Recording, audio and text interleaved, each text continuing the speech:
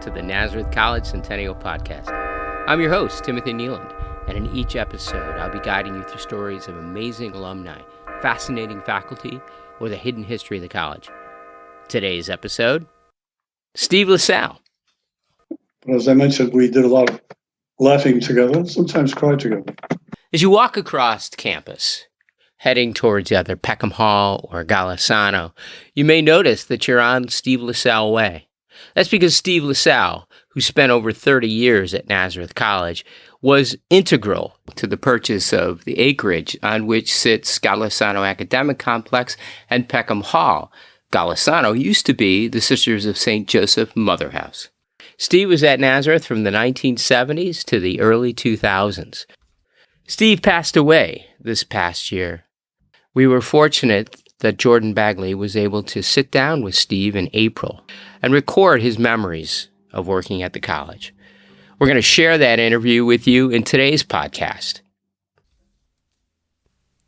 Hello, my name is Jordan Bagley. I am a student worker at Nazareth College Center for Public History, and we are conducting oral histories as a way to preserve and commemorate the legacy of Nazareth community members. These histories may also be a part of Dr. Nealand's Centennial Podcast. So today's date is April 23rd, 2021, and via Zoom, I will be interviewing Mr. Steve Lasalle, who was the Vice President for Finance at Nazareth College for about 31 years. So thank you for being here today. Please introduce yourself and you can share with us a little bit about when and why you came to Nazareth College. Okay, thank you. My name is Steve Lasalle. As Jordan mentioned, I joined the college in January of 1973, and I have to say, I tell everyone, it's really by accident. I was working in the corporate sector in New York City, and around mid-year, I had just joined a new company in 72, and mid-year they told me that they wanted to move me to Salt Lake City because they bought a company out there. For somebody, first of all, if you're born and raised in New York, nobody leaves New York City. It's just part of our culture. So it was a hard decision, but they were very nice to me. I went out there a few times, took my wife with me, but I felt it wasn't for me. I would have been on a plane 5 days a week. So I had time to look for a job, but by October, nothing happened. So I was visiting Rochester. I think I was up here, and my sister-in-law happened to mention job at Nazareth College. And it went right over my head. But they insisted I look into it. So the reason I say it's by accident, that was on a Sunday. Monday morning, she drove me through the campus, and I called Dr. Alice Foley, the then president. Told her about myself. She told me to mail a resume. Tuesday, I mailed a resume out of New York. Wednesday, I got a call inviting me up. Thursday, came up for the interview, spent the day. And Friday, I got the job offer. And so it was all very strange. It was probably the best decision of my life other than marrying my wife. But it changed. I had 4 children at the time. It changed our life entirely. And it was a great run. Amazing. So you said you joined in 1973? 1973, January. I actually started in January. The family came up in the end of February. I commuted each weekend. And then I read that I think in 1976 you became the Vice President for Finance at Nazareth. Yeah, I think I was appointed as treasurer, and then I guess 3 years later it was made vice president. Same job, just vice president and treasurer. So, got it. Yeah. So the next question is, what do you see as some of your biggest accomplishments at Nazareth College? I want to make it clear that whatever I accomplished, not to be gratuitous, but I didn't do it alone. It's got 600 employees. But I think on a personal level, first of all, it's hard to separate. I have a hard time separating the personal from the professional side of my job. But I think if I had to look back and say my best accomplishment was just guiding the financial stability of the college for 31 years. When I joined the college, we we were on 23 acres, just a few buildings. And when I left, we had 148 acres. Wow. And the Crown was probably buying the rest of the property from the Sisters of St. Joseph, and including the Mother House. So, I really feel that was, if I had to pick out one thing, I would say that was the thing. I also had, I guess I'd say gaining the trust of the community was important to me, because I value my integrity more than anything else. This may sound kind of corny, but it's important in anybody in that job to have the trust, otherwise you're useless. So that was probably about it. I think, there were a lot of things that happened. All the construction that took place between 1973, the Schultz Center was my first project, right up through the last project I worked on was the beginning of the renovations of the Mother House. So, it was just great. I loved it. Loved every minute of it. And then, when thinking about your career, what are some significant changes do you see in the Nazareth College, either regarding the student body or in higher education in general? In the student body, because I was not in the classroom. I did teach a course when I first came. I had to take a pay cut to take the job, so Dr. Foley was kind enough to have me teach the management course, which I'd never been taught before, and I was petrified. Walked into a classroom of 32 seniors, and but I got to know some of the students that way, and what I think, again, I don't have firsthand experience, but from the outside looking in at the student body, it seemed like they've gotten more tolerant over the years. It was only in the last 5 or 6 years of my tenure when on certain days of the year there'd be chalk writing all over the sidewalks, encouraging people of different persuasion, LGBT, that kind of thing. And that was the biggest observation I made. I could be wrong on that. On the environment for education, it just got more competitive. It got more expensive. The coming in of the technology age was good, but it was a total revolution as far as costs go. You had to wire the entire campus, and I know the prevailing wisdom is for the faculty change all the computers every 2 years, things like that.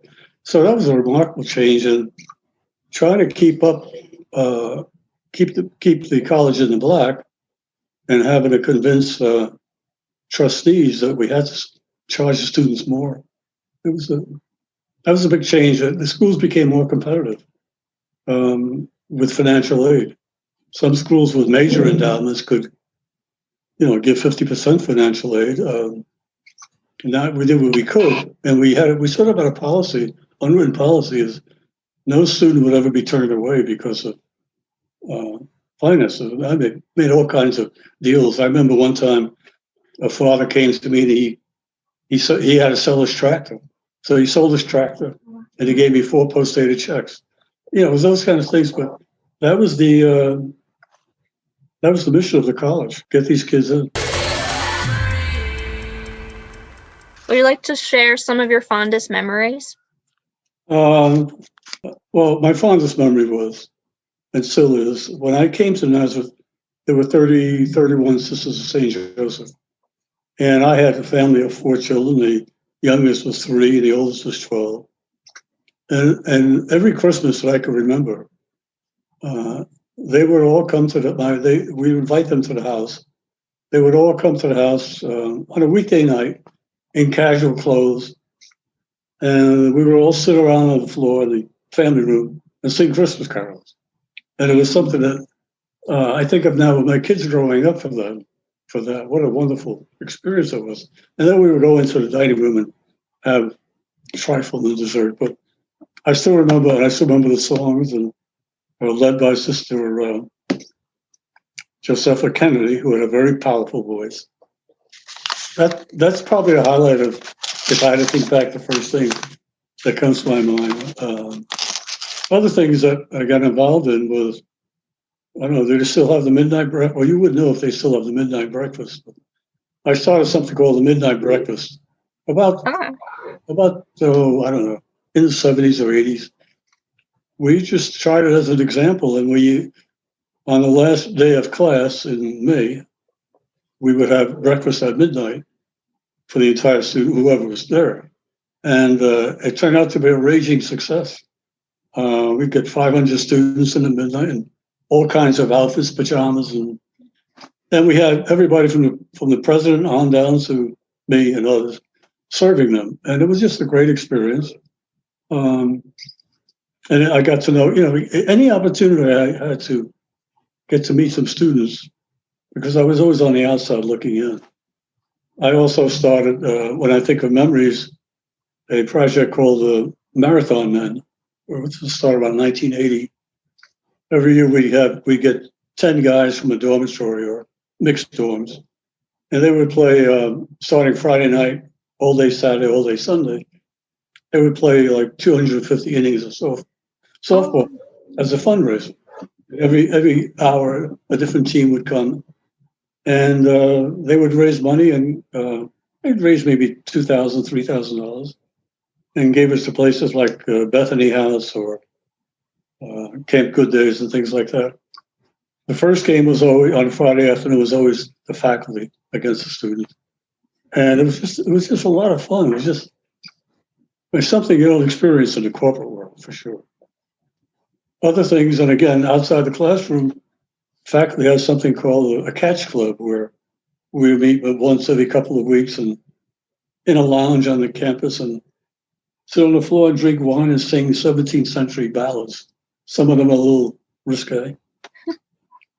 So again, it was just a wonderful place. I keep saying that. I really mean it. That sounds wonderful. Yeah, thank you. What were some of your biggest challenges as an administrator in finance? Well, obviously, in my job, the keeping the place functioning and in the black with all the growth that we had. I mean, all the property we bought was from the Sister St. Joseph, and that had to be paid for, and all the construction had to be paid for. And for a small college with limited resources, it was a challenge. But we had an excellent reputation in order to get the credit we needed. And so in my tenure, we had 3 different bond issues which paid for all of these buildings. And that was one of the challenges, I think. The other challenge was, as part of my job in finance, was to try to help to raise the level of salary for faculty and staff. There were certain measurements you could use. The American Association of University Professors does a survey every year, and they would show the results of it, and that became our goal. And so working closely with the faculty and then convincing the Board of Trustees that we had to add more than just cost of living. And trying to do the same for the staff. The staff were with all respect to my good faculty friends, staff were easy to get along with. They didn't have the voice of the faculty. And I think any faculty they go in, I think, having doubts about the administration, which I understood. So one of the challenges was to gain their trust. And I think I succeeded in that. And to work with them closely. And I must say, every year the board was wonderful. They came up with the funds to do this extra thing. And I'm not sure we ever quite met the goal, but we certainly got closer to it. So those are some things that I really look back on and say that was part of my experience in learning about education, about the way a college works. I even became a fan of tenure. Now, when you're not working in a college or a high school or education, you don't appreciate tenure. But in my time there, I really became to appreciate what it meant for the health of the college, where faculty members who have to prove themselves to get tenure have the right to speak their mind. And I became a big fan of it. I even find myself saying that. It's hard to believe, but it's something that everybody should have an understanding of. Because most times people criticize it, well, they got a guaranteed job. Well, that's not the case. But they've earned it, and it really keeps the education system honest, I think. And then are there any memorable colleagues that you would like to talk about? Yeah, I thought of that because you were kind enough to give me the questions ahead of time. It'd be difficult if I named any and not named all of the ones that I've maintained close friendships with many members of the faculty and staff. In fact, I had two of them here the other day. And, I've been gone now, 19 years. But the good thing about working at a place like Nazareth College was it was more like a village where you got to know, a village of 3,500 people. And on the faculty and staff, you get to know everybody at that time. And you make these lifelong associations, and very supportive. If I had to, without taking chances of naming two colleagues that were my go-to people when I had issues that I needed some advice on, both religious. One was Sister James Etta Slattery, who was at the time the director of the graduate program, a senior member of the faculty and a senior member of the Sisters of St. Joseph. And she was the kind of person that I could go to with any kind of a problem and speak in confidence. And I always appreciated that. The other was Monsignor Bill Shannon, that as you stay in Nazareth, you'll hear more about his name. There's the Shannon Lecture Series. And he was the college chaplain for many years, but he also taught he was a real theologian, taught in the religious studies department. And he became another good friend that at some point he went back over to the mother house as their chaplain, but his door was always open. And he passed away. Both of them have gone. They were the people that, when you're under stress, that's who I went to. Oh, those are some great memories. They are, really. Mm-hmm. Doing some research, I discovered that it seems like some of your kids went to Nazareth College. So I was wondering, what was that like to work there? I guess they'd like to answer for that, but well, I mentioned when I came to Nazareth, my youngest was 3. I had 4 children. A boy is the oldest, son and girl, then 2 more boys. And the youngest was 3 and the oldest was 12. And I never even thought about, college expenses, things like that. I discovered after I got the job that they were entitled to free tuition. And they came and they loved it. And it wasn't that was the only choice, because we had set up an exchange program with a number of other colleges. In fact, you'll learn about that tuition exchange program where you can go to employees and faculty children go to a number of other schools, and we would take in other students from them. And they would never leave. If I had left the college, they would have stayed.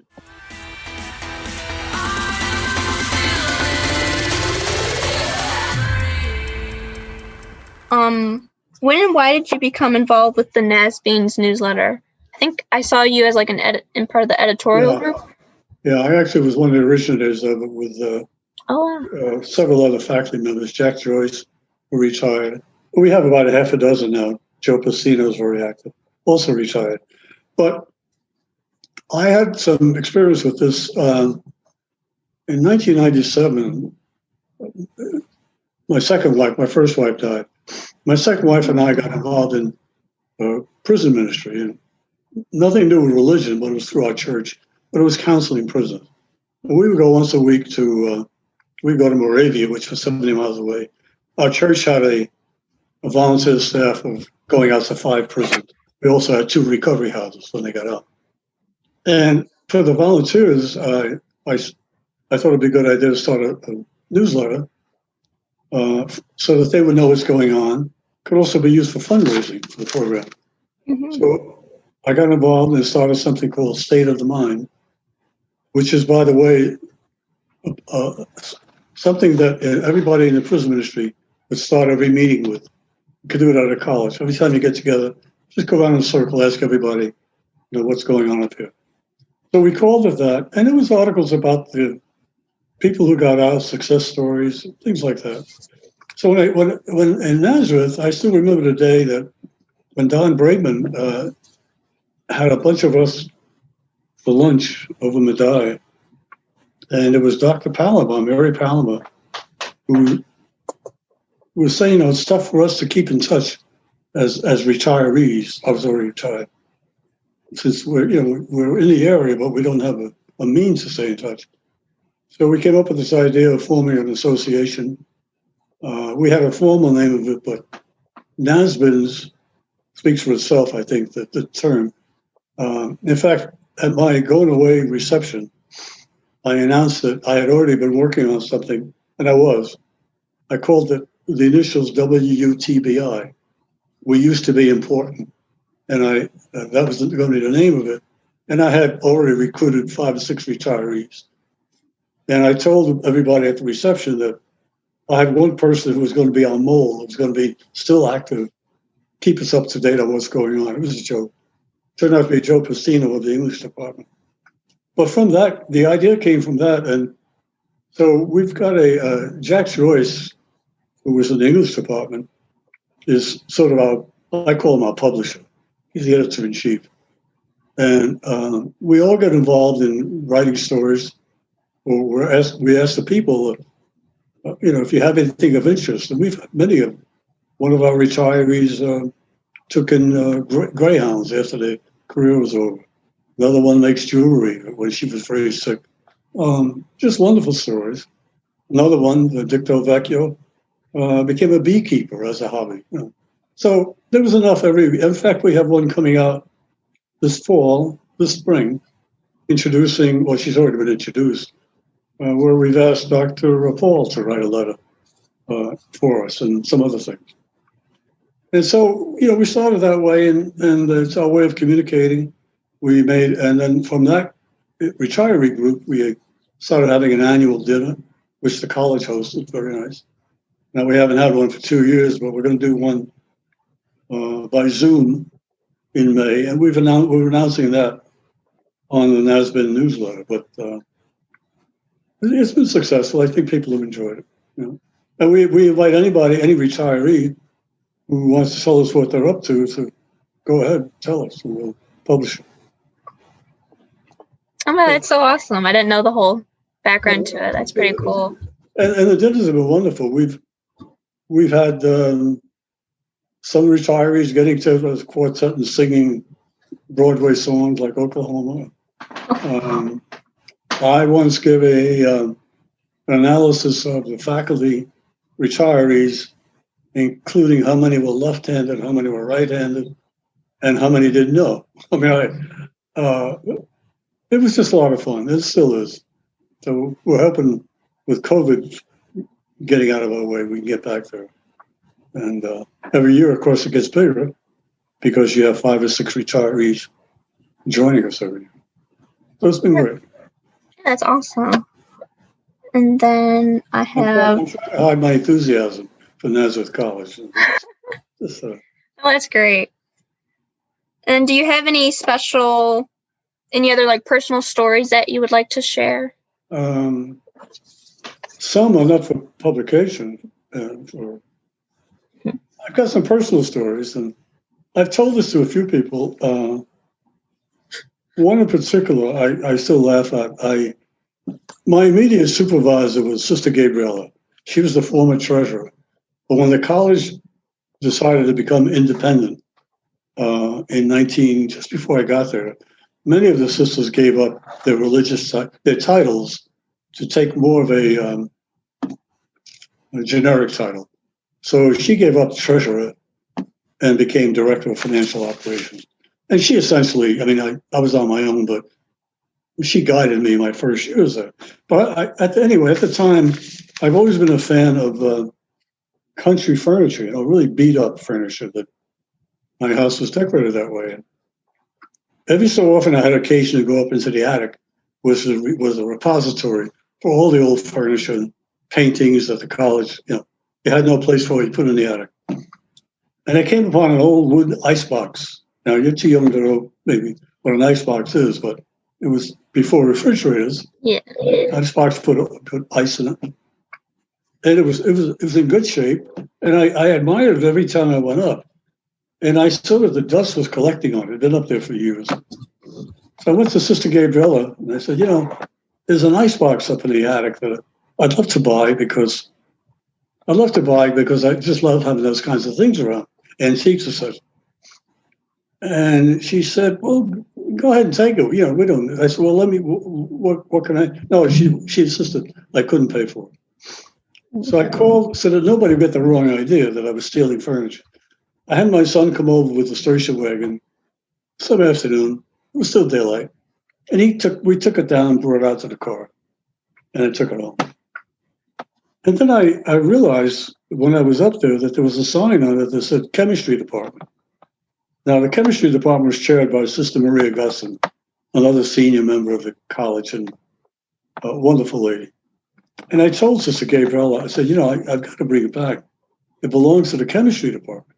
She says, oh, don't worry about it. She says, Dan Perry, who was a legendary member of our security department, big guy, very serious, ex-cop, called me one day, and Mr. Lasalle got a serious issue. So the chemistry department reported a missing icebox from the attic. This is serious. This is the truth. He said, what do you want me to do about it? I said, well, Dan, don't do anything about it yet. I may have a lead on that.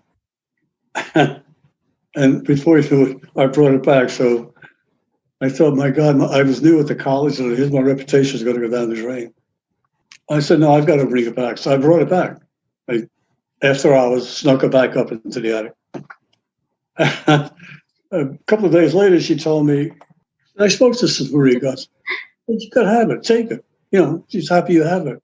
Well, I hadn't told her it was back up in the attic. So again, I called my oldest son, get the car. He came over, and I felt like a thief taking out of the campus. But I've always thought about that. I still have it. It's got a place of honor in my house. Anyway, I still have it, and I'm very proud of it. It's probably 100 years old, and down in my office. But that's one of the. There were lots of stories of laughing and crying, but there's something about the campus. When my wife died, they had a memorial for her in the Schultz Center. And I'll never forget, I was so touched when I got up and they asked me to say a few words. And I told her that, when something happens to you at this place, Nazareth College, they take you in the palm of their hands and they don't let go. And that's really what it was. It was, you form friendships that are like family.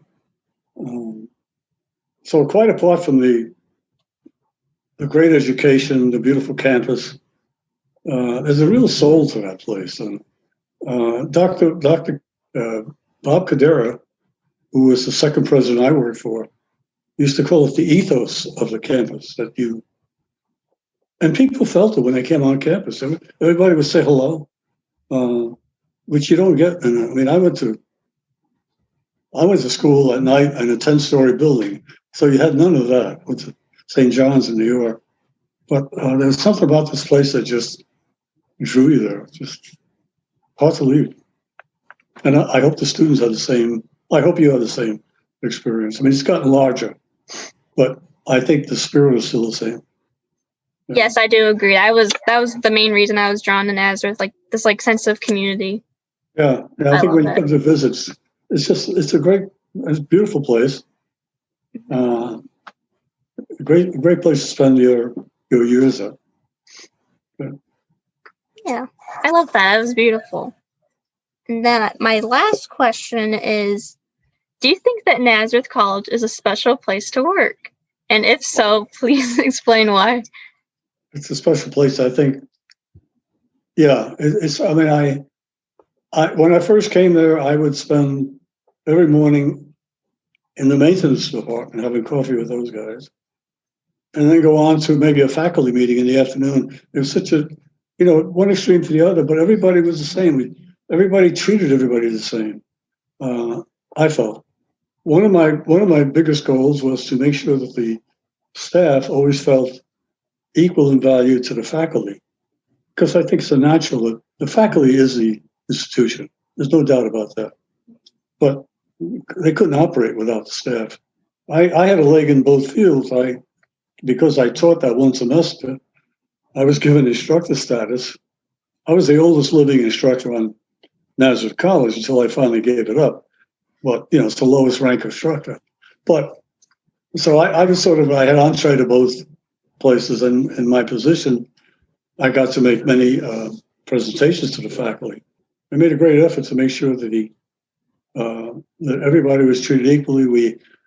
When I began there, we had a faculty welfare committee, which I would work with. So we started a staff welfare committee and things like that. And we try to show everything. The benefits were the same for everybody. Didn't matter your status. And I think when the people came there, they appreciated it. Most people, when they come, don't even know about the tuition benefits. Just an added bonus. But, where could you step out of your office and be on green grass and trees around? So it's, and every year they're attending events like commencement, when it was on the lawn, out in the big circus tent. The atmosphere you couldn't find it. So, yeah, I'm a big fan of Nazareth College, and I've counseled a lot of people who were, not that I could help them, but people would be referred to me if they lost their job. And I counsel them on how to get a job in education, because it's a wonderful experience. And I want to say one thing, though. A lot of people are under the impression that working for a nonprofit is less stressful than working for a for-profit corporation. That's not the case. I think the people are nicer, but you still got to meet payroll. You still got to keep the lights on. It's still very competitive. And, I enjoyed that. It was part of the job. So you keep up your work ethic. So there were a lot of things that I brought to Nazareth in my own habits. And I said I enjoyed every minute of it. But as I mentioned, we did a lot of laughing together, sometimes cried together when somebody had a loss. Well, was there anything else that you would like to share? No, except I monitor the college.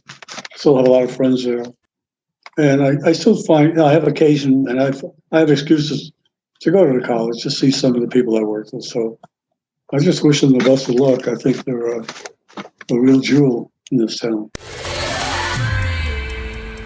Hope you've enjoyed today's podcast as we remember our colleague and friend Steve Lasalle. He was one of many people who've contributed so much to the Nazareth we have today, and whose legacy will continue into the 21st century. Our thanks to Jordan Bagley for her research and for her interview with Steve Lasalle. To the Free Music Archive for supplying us with music, Gens East Memories. And to you, the listener. If you liked what you hear, please let us know. You can email us at publichistory@nas.edu or call us at 585-389-2649.